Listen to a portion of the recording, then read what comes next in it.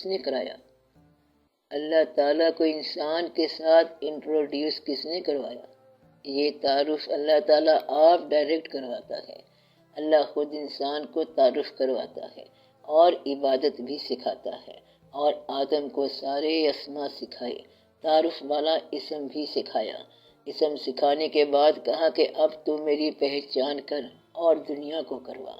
اللہ نے انسان کو لینگویج عطا کر کے، زبان دے کر اپنا تعارف کروایا۔ آدم علیہ السلام نے غلطی کی اور سب کچھ چھوڑنا پڑا۔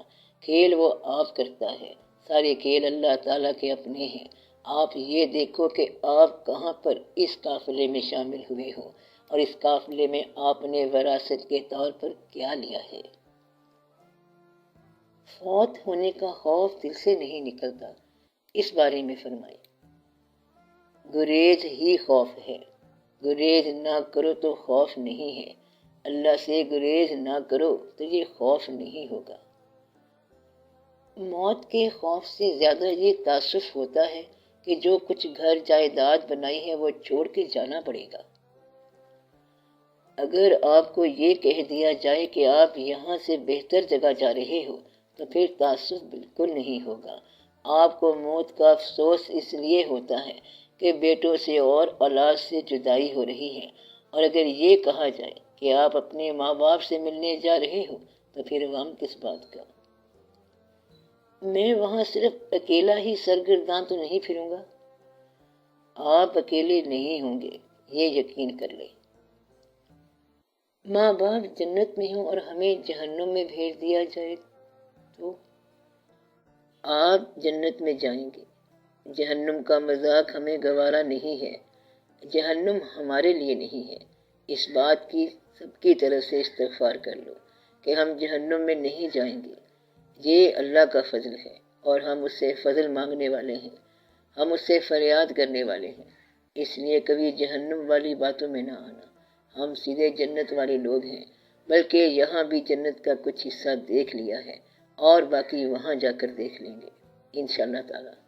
خوش رہنے والا شخص جنت میں ہے، اللہ کے فضل پر یقین رکھنے والا جنت میں ہے۔ سر دراصل یہاں کی اچیومنٹس جو ہیں ان کو چھوڑنا مشکل لگتا ہے۔ ان چیزوں کو آپ نے چھوڑنا کہاں ہے، انہیں صرف ہینڈ اوور کرنا ہے۔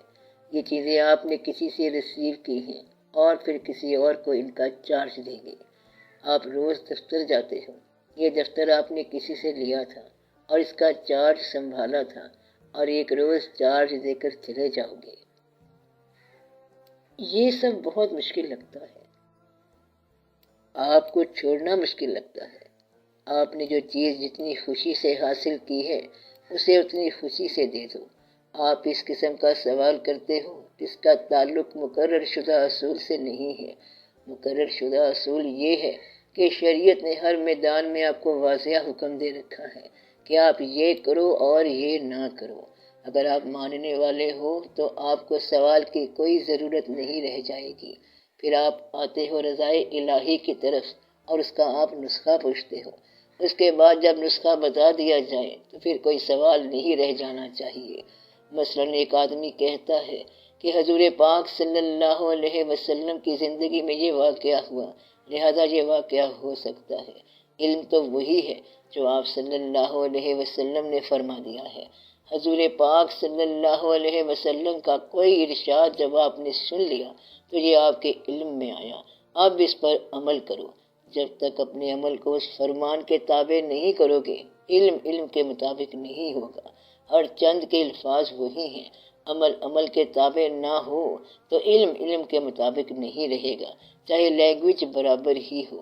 جب حضور پاک صلی اللہ علیہ وسلم فرماتے ہیں کہ اللہ ایک ہے اور آپ بھی کہتے ہیں کہ اللہ ایک ہے، تو ان دونوں باتوں میں فرق ہے۔ اللہ ہمارا رب ہے، یہ بات ایک یقین والا شخص کہتا ہے اور ایک شک والا شخص کہتا ہے، تو ان دونوں میں بڑا فرق ہے۔ ہر چند کے الفاظ وہی ہیں۔ آدمی جھوٹا ہو اور سچا قرآن پڑھ رہا ہو تو تاثیر نہیں رہے گی۔ قرآن حق ہے، عین حق ہے، لیکن اس کے لیے بنیادی طور پر انسان کو سچا ہونا چاہیے۔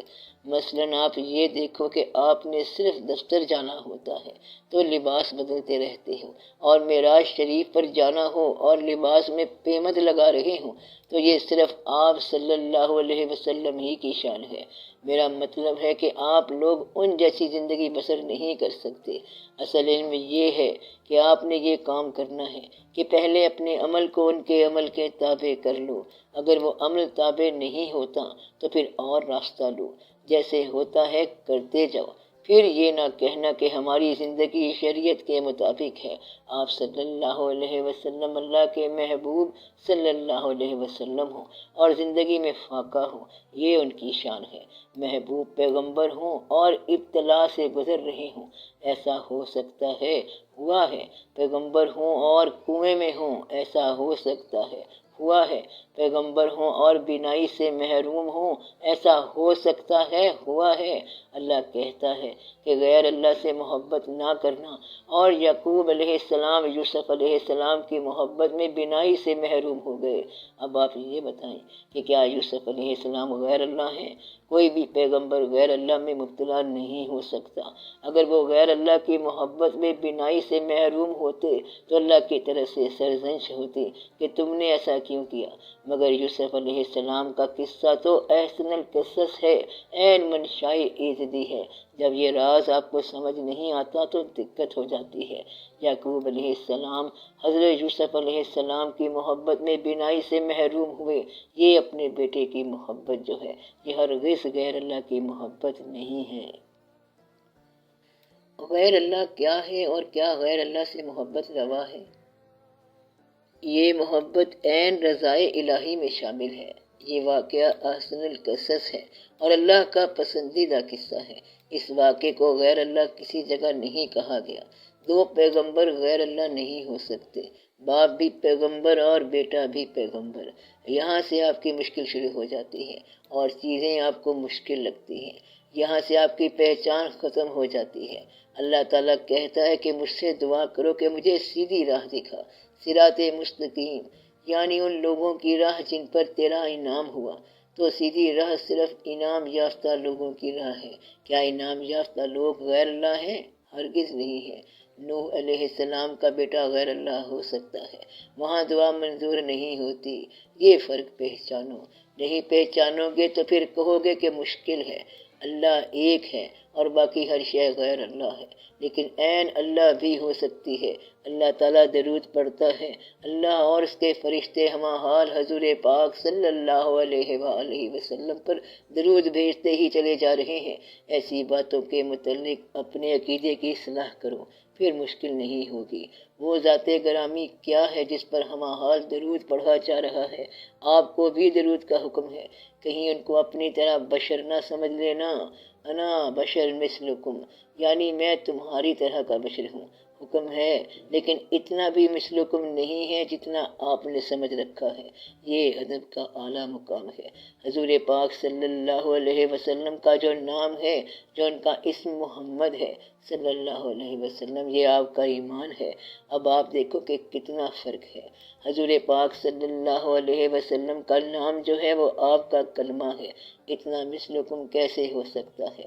یعنی آپ کی طرح کے بشر کیسے ہو سکتے ہیں؟ آپ جیسے کیسے ہو سکتے ہیں؟